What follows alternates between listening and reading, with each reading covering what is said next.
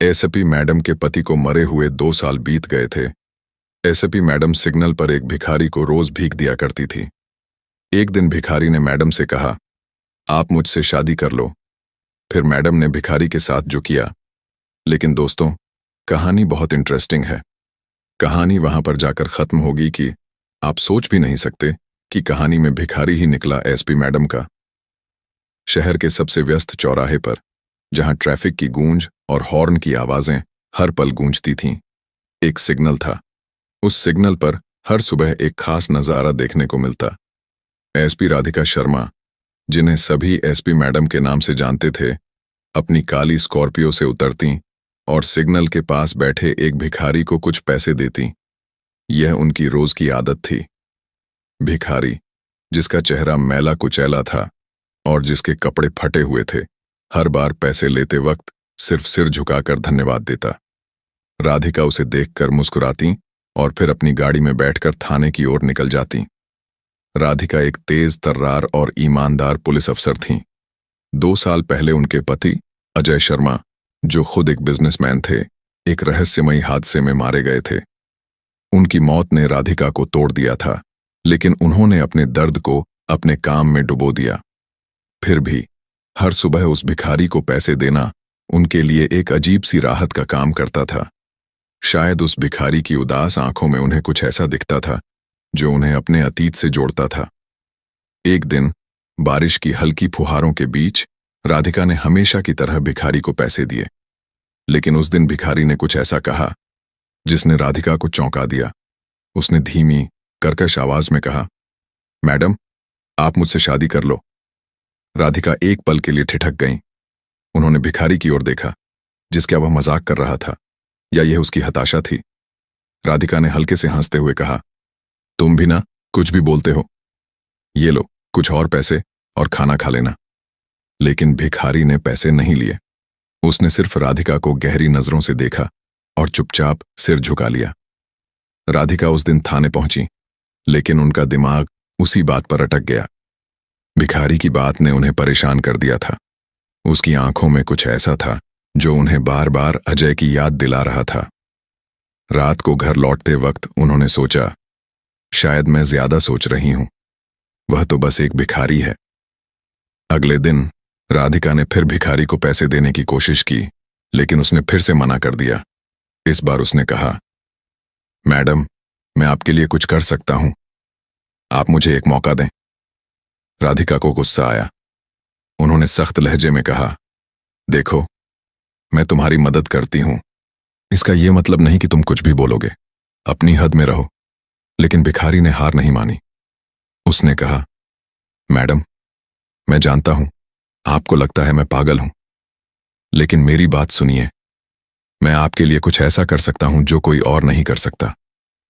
राधिका को उसकी बातों में कुछ अजीब सा आत्मविश्वास दिखा।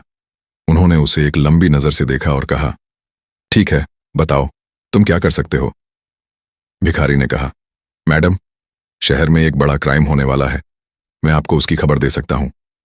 राधिका को हंसी आ गई। एक भिखारी और क्राइम की खबर, लेकिन उनकी पुलिस वाली प्रवृत्ति ने उन्हें रोक लिया। उन्होंने कहा, अच्छा, बताओ क्या खबर है। भिखारी ने धीमी आवाज में कहा, कल रात मैंने सिग्नल के पास एक गोदाम में कुछ लोगों को हथियारों के साथ देखा। वे कुछ बड़ा प्लान कर रहे हैं। उसने जगह और कुछ लोगों के हुलिये का जिक्र किया। राधिका ने उसकी बात को हल्के में लिया, लेकिन फिर भी अपने एक जूनियर ऑफिसर को उस जगह की जांच करने को कहा। अगले दिन जूनियर ऑफिसर ने राधिका को बताया कि गोदाम में वाकई कुछ संदिग्ध गतिविधियां थीं। पुलिस ने छापा मारा और वहां से अवैध हथियारों की एक बड़ी खेप बरामद की। राधिका हैरान थीं। एक भिखारी ने इतनी सटीक जानकारी कैसे दी। उन्होंने अगले दिन सिग्नल पर भिखारी से बात करने का फैसला किया। जब वे सिग्नल पर पहुंची, भिखारी वहां बैठा था। राधिका ने उससे पूछा, तुमने वो जानकारी कैसे दी? तुम सचमुच कौन हो? भिखारी ने मुस्कुराते हुए कहा, मैडम, मैं वही हूं जो दिखता हूं, लेकिन मैं इस शहर को आपसे बेहतर जानता हूं। उसकी बातों में एक रहस्य था जो राधिका को और उलझा रहा था। अगले कुछ हफ्तों में भिखारी ने राधिका को कई छोटी बड़ी क्राइम की खबरें दी और हर बार उसकी जानकारी सही निकली। राधिका अब उसे सिर्फ एक भिखारी नहीं मानती थी। वह समझ गई थी कि इस आदमी के पीछे कोई बड़ा राज है, लेकिन वह यह भी जानती थी कि उसे जल्दी से उसका राज खोलने के लिए दबाव नहीं डालना चाहिए। समय के साथ राधिका और भिखारी के बीच एक अजीब सा रिश्ता बन गया। राधिका उसे अब पैसे नहीं देती थी, बल्कि उसके साथ बातें करती थी। भिखारी कभी कभी ऐसी बातें करता जो राधिका को अजय की याद दिलाती। जैसे एक दिन उसने कहा, मैडम, आपको याद है, आप कहती थीं कि बारिश में कॉफी पीने का मजा ही अलग है। राधिका चौंक गई। ये बात उन्होंने सिर्फ अजय से कही थी, लेकिन उन्होंने खुद को संभाला और हंसकर टाल दिया। एक रात जब राधिका थाने से देर से घर लौट रही थी, उनकी गाड़ी अचानक खराब हो गई। बारिश तेज थी और सड़क सुनसान। तभी भिखारी वहां प्रकट हुआ, जैसे वह पहले से जानता हो कि राधिका को मदद चाहिए। उसने गाड़ी ठीक करने में उनकी मदद की और कहा, मैडम, आप अकेले इतनी रात को नहीं निकला करें। उसकी आवाज में एक अजीब सी चिंता थी। राधिका ने उस रात भिखारी को अपने घर चलने को कहा। पहले तो उसने मना किया, लेकिन राधिका के जिद करने पर वह मान गया। घर पहुंचकर राधिका ने उसे खाना दिया। खाना खाते वक्त भिखारी ने कहा, मैडम, ये खाना, ये स्वाद मुझे बहुत पुरानी यादें दिलाता है। राधिका का दिल तेजी से धड़कने लगा, लेकिन उन्होंने उससे कुछ नहीं पूछा। अगले दिन राधिका ने अपने एक पुराने दोस्त और फॉरेंसिक एक्सपर्ट विक्रम को बुलाया। उन्होंने विक्रम को भिखारी की तस्वीर दिखाई जो उन्होंने चुपके से खींची थी।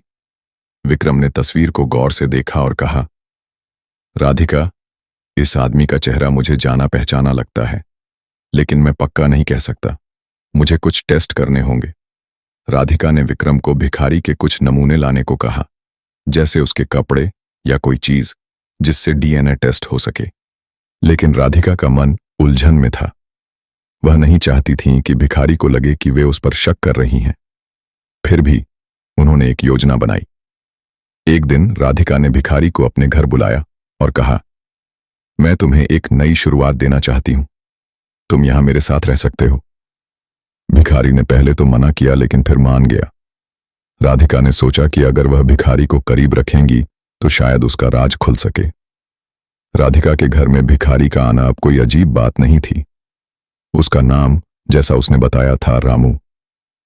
राधिका ने उसे अपने घर के पिछले हिस्से में एक छोटा सा कमरा दे दिया था, जहां वह रह सकता था।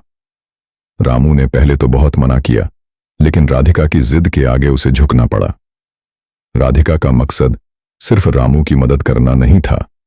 वह यह भी समझना चाहती थी कि यह आदमी जो सड़कों पर भटकता था, इतनी सटीक जानकारी कैसे देता है। उसकी बातों में, उसके हाव भाव में कुछ ऐसा था जो राधिका को बार बार अजय की याद दिलाता था, लेकिन वह इस ख्याल को बार बार झटक देती। अजय तो मर चुका है, वह खुद से कहती। रामू अब राधिका के घर में रहने लगा था, लेकिन वह दिन भर बाहर ही रहता। वह सिग्नल पर जाता, अपने पुराने ढंग से लोगों से भीख मांगता और शाम को चुपचाप लौट आता। राधिका ने उससे कई बार पूछा, रामू, तुम अब भी सिग्नल पर क्यों जाते हो? मैं तुम्हें जो चाहिए दे सकती हूं। लेकिन रामू हर बार मुस्कुराकर कहता, मैडम, सिग्नल मेरी दुनिया है। वहां मुझे सब कुछ दिखता है, सब कुछ सुनाई देता है। एक दिन राधिका को थाने से एक अर्जेंट कॉल आया। शहर के एक बड़े बिजनेसमैन विक्रम मेहरा के गोदाम में आग लग गई थी। यह वही गोदाम था जहां कुछ हफ्ते पहले रामू की टिप पर पुलिस ने छापा मारा था। राधिका तुरंत मौके पर पहुंची। आग इतनी भयानक थी कि गोदाम का आधा हिस्सा जलकर राख हो चुका था, लेकिन वहां कुछ ऐसा मिला जिसने राधिका को चौंका दिया। आग में बचे कुछ कागजातों में एक पुरानी तस्वीर थी, एक आदमी की जो राधिका के पति अजय से हूबहू मिलता जुलता था। तस्वीर के पीछे लिखा था, अजय 2018 मेहरा इंडस्ट्रीज। राधिका का दिल जोर जोर से धड़कने लगा। उन्होंने तस्वीर को अपने बैग में रख लिया और थाने लौट आईं। उस रात वह सो नहीं पाईं। क्या यह वाकई अजय था? लेकिन यह कैसे मुमकिन था? अजय की मौत तो एक कार हादसे में हुई थी। पुलिस ने उसकी लाश की पहचान की थी। फिर यह तस्वीर यहां कैसे? और विक्रम मेहरा का इससे क्या कनेक्शन था? अगले दिन राधिका ने रामू से इस बारे में बात करने का फैसला किया, लेकिन वह सिग्नल पर नहीं था। राधिका ने उसे ढूंढने की कोशिश की, लेकिन वह जैसे हवा में गायब हो गया था। राधिका को चिंता होने लगी। क्या रामू को कुछ हो गया था, या उसने कुछ ऐसा देख लिया था जिसके चलते उसे छिपना पड़ा। शाम को जब राधिका घर लौटी तो रामू उनके घर के बाहर बैठा था। उसका चेहरा उदास था और उसके कपड़े और गंदे हो चुके थे। राधिका ने गुस्से में पूछा, रामू, तुम कहाँ थे? मैं तुम्हें ढूंढ रही थी, रामू ने धीमी आवाज में कहा। मैडम, मुझे कुछ काम था, आप चिंता न करें। राधिका ने उससे तस्वीर के बारे में पूछने का मन बनाया, लेकिन फिर रुक गईं। उन्हें लगा कि रामू अभी कुछ छिपा रहा है। उन्होंने उससे सिर्फ इतना पूछा, रामू, तुम विक्रम मेहरा को जानते हो? रामू ने एक पल के लिए राधिका की आंखों में देखा, फिर नजरें झुका लीं। मैडम, इस शहर में कौन किसे नहीं जानता? वह बड़ा आदमी है। उसकी बात में कुछ ऐसा था जो राधिका को और शक में डाल गया। अगले कुछ दिनों में राधिका ने विक्रम मेहरा के गोदाम की आग की जांच शुरू की। उन्हें पता चला कि यह आग कोई हादसा नहीं थी, किसी ने जानबूझकर लगाई थी, और जो सबूत मिले वे सारे एक रहस्यमयी शख्स की ओर इशारा कर रहे थे, जो रात में गोदाम physics.com के मुताबिक उसमें एक सवाल पूछा गया था।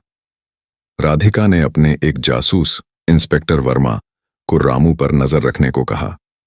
वर्मा ने बताया कि रामू हर रात सिग्नल के पास एक पुराने खंडहर में जाता है, जहां वह कुछ लोगों से मिलता है। राधिका ने खुद उस खंडहर का दौरा किया। वहां उसे कुछ पुराने कागजात मिले, जिनमें मेहरा इंडस्ट्रीज के कुछ गैरकानूनी सौदों का जिक्र था। लेकिन सबसे चौंकाने वाली चीज थी एक पुराना लेटर जिसमें अजय का नाम था। लेटर में लिखा था, अजय, तुम्हें सच छिपाना होगा, मेहरा तुम्हें कभी माफ नहीं करेगा। राधिका का दिमाग सुन्न हो गया। क्या अजय वाकई जिंदा था या यह कोई और खेल था? उन्होंने फैसला किया कि वह विक्रम मेहरा से आमने सामने बात करेंगी, लेकिन उससे पहले उन्हें रामू से सच उगलवाना था। एक रात राधिका ने रामू को अपने घर बुलाया। उन्होंने उसे तस्वीर दिखाई और सख्त लहजे में पूछा, यह कौन है रामू, और तुम सचमुच कौन हो? रामू ने तस्वीर को गौर से देखा और उसकी आंखों में एक अजीब सी चमक आई। उसने कहा, मैडम, कुछ सवालों के जवाब वक्त ही देता है, लेकिन मैं आपसे वादा करता हूं, मैं आपका बुरा नहीं चाहता। राधिका को गुस्सा आ गया। उन्होंने कहा, रामू, मैं एक पुलिस अफसर हूं, अगर तुम सच नहीं बताओगे तो मैं तुम्हें गिरफ्तार कर लूंगी। लेकिन रामू ने सिर्फ मुस्कुराया और कहा, मैडम, अगर आप मुझे गिरफ्तार करेंगी तो आप उस सच तक कभी नहीं पहुंच पाएंगी जो आप ढूंढ रही हैं। उस रात रामू ने राधिका को एक और टिप दी। विक्रम मेहरा के ऑफिस में एक गुप्त तहखाना है, जहां वह अपने सारे गैर कानूनी सबूत रखता है। राधिका ने तुरंत अपनी टीम को तैयार किया और छापा मारा। तहखाने में उन्हें ढेर सारे सबूत मिले, हथियारों की तस्करी, मनी लॉन्ड्रिंग और कुछ ऐसे कागजात जिनमें अजय का नाम बार बार आ रहा था। छापे के बाद विक्रम मेहरा को गिरफ्तार कर लिया गया, लेकिन राधिका का मन अभी भी उलझन में था। रामू अब और भी रहस्यमयी हो गया था। वह कभी कभी रात को गायब हो जाता और सुबह वापस आता जैसे कुछ हुआ ही ना हो। राधिका ने अपने फॉरेंसिक दोस्त विक्रम को रामू के डीएनए टेस्ट के लिए कुछ सैंपल दिए, लेकिन नतीजे आने में अभी वक्त था। एक दिन राधिका को एक अनजान नंबर से कॉल आई। दूसरी तरफ से एक भारी आवाज आई, एसपी मैडम, आप बहुत होशियार हैं, लेकिन सच के करीब जाने की कीमत चुकानी पड़ती है। रामू को छोड़ दो, वरना। कॉल कट गई। राधिका को समझ आ गया कि रामू कोई साधारण भिखारी नहीं है, लेकिन वह यह भी जानती थी कि अब पीछे हटना मुमकिन नहीं है। राधिका का मन अब पूरी तरह से रामू के रहस्य में उलझ चुका था। हर रात वह सोच में डूब जाती, रामू कौन है? उसकी बातों में, उसके हाव भाव में ऐसा क्या है जो उन्हें बार बार अजय की याद दिलाता है? लेकिन वह यह भी जानती थी कि रामू का सच इतनी आसानी से सामने नहीं आएगा। दूसरी ओर रामू, जो अब राधिका के घर में रहता था, और भी रहस्यमयी हो गया था। वह दिन में सिग्नल पर जाता, अपने पुराने भिखारी के भेष में लोगों से बात करता और रात को चुपचाप लौट आता। लेकिन अब उसकी आंखों में एक अजीब सी शांति थी, जैसे उसे कोई बड़ा जवाब मिल गया हो। रामू, जो असल में राधिका का पति अजय था, 2 साल पहले उस हादसे में मरा नहीं था। हादसा एक साजिश थी जिसे किसी ने बहुत चालाकी से अंजाम दिया था। अजय को उस रात एक गुप्त मीटिंग के लिए बुलाया गया था, जहां उसे धोखे से नशीला पदार्थ दिया गया और उसकी कार को एक ट्रक से टकराने की साजिश रची गई। लेकिन अजय की किस्मत ने उसका साथ दिया। वह हादसे में बुरी तरह घायल हुआ, लेकिन मरा नहीं। एक स्थानीय मछुआरे ने उसे नदी किनारे बेहोश पाया और उसकी जान बचाई। जब अजय होश में आया तो उसे कुछ भी याद नहीं था, न उसका नाम, न उसका परिवार। लेकिन धीरे धीरे उसकी यादें लौटीं। उसे याद आया कि वह एक बिजनेसमैन था, उसकी पत्नी राधिका थी और उसकी जिंदगी में कुछ लोग थे जो उसे खत्म करना चाहते थे। सबसे बड़ा सवाल जो उसे सताने लगा वह था, किसने उसे मारने की साजिश रची और क्या उसकी प्यारी पत्नी राधिका भी इस साजिश में शामिल थी? ये शक उसके दिल में एक जहर की तरह फैल गया। अजय ने फैसला किया कि वह सच का पता लगाएगा, लेकिन इसके लिए उसे अपने पुराने जीवन से पूरी तरह गायब होना होगा। उसने अपने चेहरे को बदलने के लिए छोटी मोटी सर्जरी करवाई, अपने बाल और दाढ़ी बढ़ा ली और एक भिखारी का भेष धारण कर लिया। सिग्नल पर भिखारी बनकर बैठना उसका मास्टर प्लान था। वहां से वह शहर की हर हलचल पर नजर रख सकता था और राधिका को करीब से देख सकता था, बिना अपनी पहचान जाहिर किए। शुरुआत में अजय को राधिका पर गहरा शक था। उसने सुना था कि उसकी मौत के बाद राधिका ने अपनी जिंदगी में कोई खास बदलाव नहीं किया। वह उसी तरह काम करती थी, उसी तरह जीती थी। अजय को लगता था कि शायद राधिका ने उसकी मौत की साजिश में हिस्सा लिया हो, या कम से कम उसे सच पता हो। लेकिन जैसे जैसे वह राधिका के करीब आया, उसे सच का एहसास होने लगा। राधिका की हरकतें, उसकी उदास आंखें और सिग्नल पर उसे पैसे देते वक्त की वो छोटी सी मुस्कान, ये सब अजय के शक को धीरे धीरे खत्म कर रहे थे। जब राधिका ने उसे अपने घर में जगह दी, उसे खाना खिलाया और उससे दोस्त की तरह बात की, तो अजय का दिल पिघल गया। उसे यकीन हो गया कि राधिका ने उसे नहीं मरवाया था। उसकी बीवी अब भी उसे उतना ही प्यार करती थी जितना पहले करती थी। लेकिन अब भी एक सवाल बाकी था, अगर राधिका बेकसूर थी तो उसकी हत्या की साजिश किसने रची थी? राधिका अब रामू पर पूरी तरह भरोसा करने लगी थी। उसकी दी हुई हर टिप सही निकलती थी और उसकी वजह से शहर में कई बड़े क्राइम रुक चुके थे। लेकिन रामू की गायब होने की आदत राधिका को परेशान करती थी। एक रात जब रामू फिर से देर से घर लौटा, राधिका ने उससे सख्ती से पूछा, रामू, तुम रात को कहाँ जाते हो? मुझे सच बताओ, वरना मैं तुम्हें पुलिस कस्टडी में ले लूंगी। रामू ने एक गहरी सांस ली और कहा, मैडम, मैं आपको सच बताना चाहता हूं, लेकिन अभी वक्त नहीं है। बस इतना जान लीजिए कि मैं आपके लिए कुछ ऐसा कर रहा हूं जो इस शहर को बचा सकता है। उसकी बातों में एक अजीब सी गंभीरता थी, जिसने राधिका को चुप कर दिया। उसी रात राधिका को फिर से एक अनजान नंबर से कॉल आई। इस बार आवाज और भी सख्त थी। एसपी मैडम, तुम बहुत दूर तक चली गई हो। रामू को अपने घर से निकाल दो, वरना तुम्हारी जिंदगी खतरे में होगी। राधिका ने गुस्से में जवाब दिया, जो भी हो तुम, मुझसे बात करने की हिम्मत करो, मैं डरने वाली नहीं हूं। लेकिन कॉल फिर से कट गई। राधिका ने तुरंत अपनी टीम को अलर्ट किया और उस नंबर को ट्रेस करने का आदेश दिया। ट्रेसिंग से पता चला कि कॉल एक पुराने गोदाम से आई थी जो विक्रम मेहरा की कंपनी के नाम पर रजिस्टर्ड था।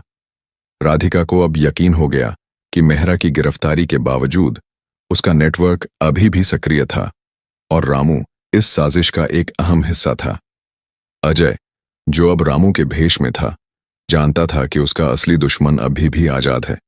उसने सिग्नल पर भिखारी बनकर जो जानकारी इकट्ठा की थी, उससे उसे पता चला था कि विक्रम मेहरा सिर्फ एक मोहरा था। असली मास्टरमाइंड कोई और था, कोई ऐसा जो अजय के बिजनेस और उसकी जिंदगी को बर्बाद करना चाहता था। और अब वह शख्स राधिका को निशाना बना रहा था। अजय ने फैसला किया कि वह राधिका को सच नहीं बताएगा, क्योंकि इससे उसकी जान को और खतरा हो सकता था। लेकिन वह यह भी जानता था कि उसे जल्दी से कुछ करना होगा।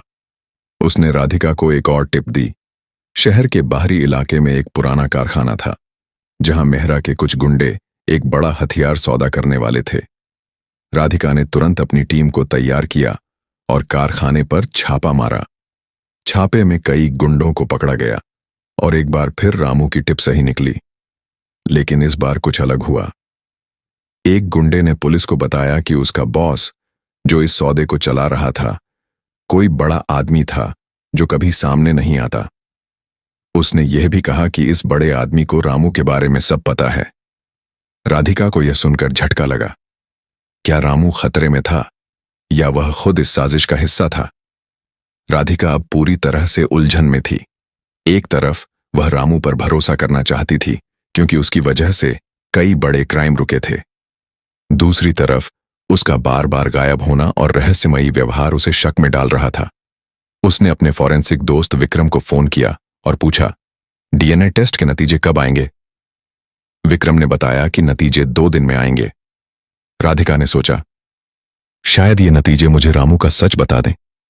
उसी रात जब राधिका घर लौटी तो रामू वहां नहीं था। उसने मेज पर एक छोटा सा नोट छोड़ा था। मैडम, मुझे कुछ दिन के लिए जाना होगा, चिंता न करें, मैं लौटूंगा, आप सुरक्षित रहें। राधिका का दिल बैठ गया। उसे लगा कि रामू फिर से किसी खतरे में जा रहा है, लेकिन अब वह इंतजार नहीं करना चाहती थी। उसने फैसला किया कि वह खुद रामू का पीछा करेगी और सच का पता लगाएगी। राधिका का मन अब पूरी तरह से रामू के रहस्य को सुलझाने में जुट गया था। उसका नोट, उसका अचानक गायब होना और वह धमकी भरी कॉल, सब कुछ एक बड़े तूफान की ओर इशारा कर रहा था। राधिका ने फैसला किया कि वह अब और इंतजार नहीं करेगी। उसने अपने सबसे भरोसेमंद इंस्पेक्टर वर्मा को बुलाया और रामू का पीछा करने की योजना बनाई। उसे नहीं पता था कि यह पीछा उसे उस सच तक ले जाएगा जिसने उसकी जिंदगी को हमेशा के लिए बदल दिया। वर्मा ने बताया कि रामू को आखिरी बार शहर के बाहरी इलाके में एक पुराने कारखाने के पास देखा गया था। वही कारखाना जहां राधिका ने हाल ही में छापा मारा था। राधिका ने अपनी टीम को तैयार किया, लेकिन इस बार वह अकेले जाना चाहती थी। उसे लगता था कि रामू से आमने सामने बात करना ही अब आखिरी रास्ता है। उसने अपनी सर्विस रिवॉल्वर जांची, एक ट्रैकर अपने फोन में एक्टिवेट किया और कारखाने की ओर रवाना हो गई। रात का अंधेरा और सन्नाटा कारखाने को और भी डरावना बना रहा था। राधिका ने चुपके से कारखाने के पिछले दरवाजे से अंदर प्रवेश किया। वहां का दृश्य उसे चौंका गया। रामू एक पुराने टेबल के पास खड़ा था और उसके सामने एक आदमी था जिसे राधिका तुरंत पहचान गई। विक्रम मेहरा का भाई रोहन मेहरा। रोहन को पुलिस ने कभी गंभीरता से नहीं लिया था क्योंकि वह हमेशा अपने भाई के साए में रहता था, लेकिन अब वह रामू से गुस्से में बात कर रहा था। राधिका ने छिपकर उनकी बातें सुनी। रोहन चिल्ला रहा था, तुमने मेरे भाई को जेल भिजवाया और अब मेरे सारे प्लान बर्बाद कर रहे हो। तुम कौन हो और तुम्हें इतना सब कैसे पता? रामू ने शांत स्वर में जवाब दिया, रोहन, तुमने मुझे मारने की कोशिश की थी, लेकिन तुम भूल गए कि मैं अजय शर्मा हूं। मैं जिंदा हूं और अब तुम्हारा खेल खत्म करने आया हूं। राधिका का दिल एक पल के लिए रुक गया। अजय शर्मा, उसका पति? वह मर चुका था, लेकिन रामू की आवाज, उसका आत्मविश्वास, सब कुछ अब साफ हो रहा था। राधिका का दिमाग तेजी से भागने लगा। क्या यह सच था? क्या रामू वाकई अजय था? राधिका ने खुद को संभाला और अपनी रिवॉल्वर निकालकर बाहर निकल आई। उसने रोहन की ओर बंदूक तानते हुए कहा, हाथ ऊपर करो रोहन। और तुम, रामू या अजय, अब सच बताओ। रामू यानी अजय ने राधिका की ओर देखा। उसकी आंखों में एक अजीब सी चमक थी, खुशी, दुख और राहत का मिश्रण। उसने धीरे से कहा, राधिका, मुझे माफ कर दो। मैं तुम्हें सब कुछ बताना चाहता था, लेकिन मैं पहले सच का पता लगाना चाहता था। रोहन ने मौके का फायदा उठाने की कोशिश की और अपनी जेब से बंदूक निकाली, लेकिन राधिका ने तेजी से गोली चलाई और रोहन के हाथ से बंदूक गिरा दी। वह दर्द से चीखा और जमीन पर गिर पड़ा। राधिका ने अपनी टीम को बुलाया, जो बाहर इंतजार कर रही थी। रोहन को हथकड़ी पहनाकर ले जाया गया, लेकिन राधिका और अजय अब भी कारखाने में थे। राधिका ने अजय की ओर देखा। उसकी आंखों में आंसू थे। तुम जिंदा हो? तुमने मुझे क्यों नहीं बताया? मैंने 2 साल तक तुम्हारे लिए रोया अजय। अजय ने धीमी आवाज में कहा, राधिका, मुझे माफ कर दो। मुझे नहीं पता था कि तुम बेकसूर हो। मुझे शक था कि तुमने मुझे मरवाने की साजिश रची थी। अजय ने पूरी कहानी सुनाई। उसने बताया कि कैसे रोहन मेहरा ने उसके बिजनेस को हड़पने के लिए उसकी हत्या की साजिश रची थी। रोहन ने अजय को उस रात नशीला पदार्थ दिया और उसकी कार को हादसे का शिकार बनाया। लेकिन अजय बच गया। उसने भिखारी का भेष धारण किया ताकि वह सच का पता लगा सके। सिग्नल पर बैठकर उसने शहर की हर हलचल पर नजर रखी और धीरे धीरे उसे रोहन की साजिश का पता चला। जब उसने राधिका को करीब से देखा तो उसे यकीन हो गया कि उसकी पत्नी बेकसूर थी। राधिका की आंखों से आंसू बह रहे थे। उसने अजय को गले लगाया और कहा, तुमने मुझे इतना दर्द दिया, लेकिन मैं तुम्हें कभी नहीं खोना चाहती। अजय ने भी उसे कसकर गले लगाया। उसने कहा, राधिका, मैं अब तुम्हें कभी नहीं छोड़ूंगा, लेकिन पहले हमें रोहन और उसके नेटवर्क को पूरी तरह खत्म करना होगा। अगले कुछ हफ्तों में राधिका और अजय ने मिलकर रोहन के पूरे गैरकानूनी नेटवर्क को ध्वस्त कर दिया। अजय ने अपनी असली पहचान दुनिया के सामने लौटाई और राधिका के साथ उसने एक नई जिंदगी शुरू की। सिग्नल, जो कभी उनके दर्द और रहस्य का गवाह था, अब उनकी प्रेम कहानी का प्रतीक बन गया। लेकिन राधिका कभी कभी अजय को चिढ़ाते हुए कहती, तुम भिखारी बनकर बहुत अच्छे लगते थे, कभी कभी वो पुराना रामू वापस लाओ। और अजय हंसते हुए जवाब देता, राधिका, अब मैं सिर्फ तुम्हारा अजय हूं।